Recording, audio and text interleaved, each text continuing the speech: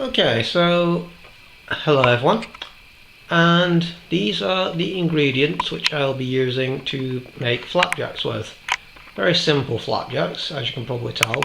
Well, maybe not because the resolution's not the best at the moment, but anyway. See, porridge, oats, butter, sugar, and everyone's favourite, honey. The honey is for the sweetness, to give it a bit of a sweet kick, plus it makes the flapjacks a little bit sticky, so they taste a little bit better in my own opinion.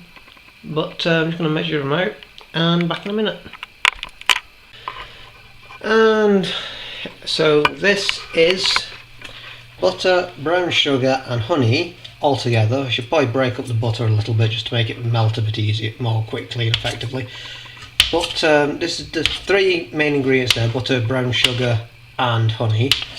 Basically got these in a pan on a low heat just to gently melt them together.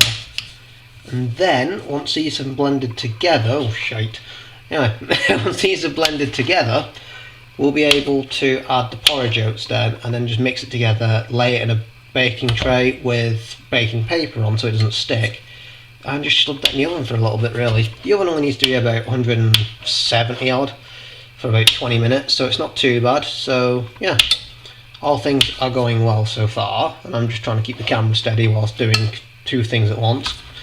But it's going well so far, I'd say.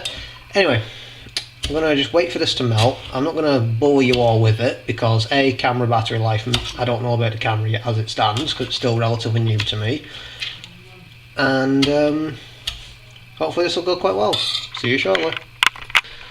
Alright, and I've melted the butter, not caramel, honey and brown sugar together in this pan. As you can see, it's very nice and mostly solidified. In fact, I think it has, it's just a bubble or two, which I'm not sure if to get rid of entirely, but anyway. I've measured the porridge oats out, which are here on my taxi mug, but porridge oats, and basically it's just as simple as just dumping these things into the mixture, just carefully so I don't, spill everything everywhere. Okay. Easy done. And now all I have to do is fold these around like, oh god, I'm trying to hold the camera and do it. Basically just fold them over. Fold it over. And you can see already the flapjack mixture is sticking to the porridge oats. So yeah, I'm just going to leave this here so I can continue stirring and folding this in. On a low heat, it's vitally important that you do this on a low heat, just so the temperature doesn't burn anything. And when I fold this in, I'll show you it when it's in this baking tray, which is already lined with greaseproof paper or baking paper. So yeah, see you shortly. Okay, here is the flapjack as it came out of the pan. After I pressed it all down, I made sure that it fitted the tray, obviously. Now I've got high hopes for this. I had a little nibble on it when it was on the spoon, obviously, after I patted it down before anyone thinks about that. And I think it tastes quite good. It's quite sweet, and it should hopefully maintain a bit of gooiness from the honey. And from that, I have high hopes for this flapjack. I added a little bit more oats than I did previously, just to make sure that I could get a more fuller tray, I'm just going to say tray, than what I have previously. And so this goes into the oven on about 170. You can do it as low as 150, but keep an eye on it is all I can say. You have to keep your eye on these things just to make sure they don't burn too much or crisp too much around the edges, otherwise they will burn around the edges, and you don't want the edges to be burnt. So hopefully this flapjack will be delicious. And when the flapjack is delicious, everyone's happy, right? Okay, so that's me doing this for now, and that's probably all that I need to do for this, but I may show it once it comes out of the oven, but no promises, okay? Okay, the flapjack has just come out of the oven at 170 for about 20 minutes.